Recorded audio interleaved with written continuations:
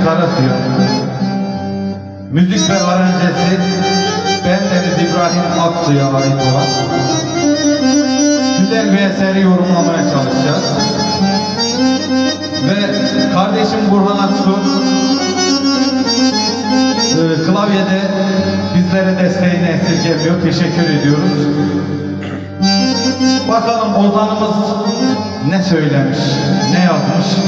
Şimdiden gönlüne ve yüreğine sağlık ozan.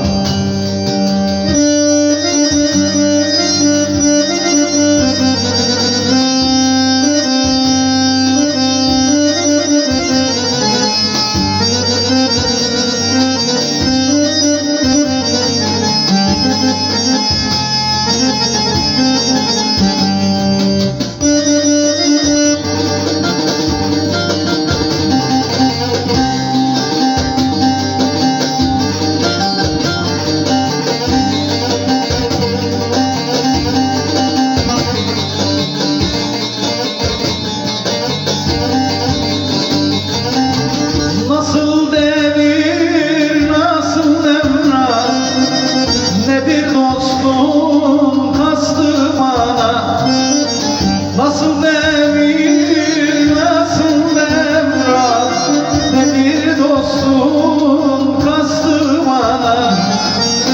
Köprü oldum, geçti kervan, gezdim yol küstü bana.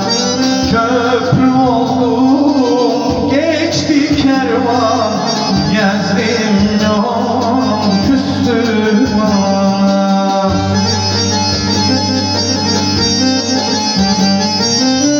Her şeyi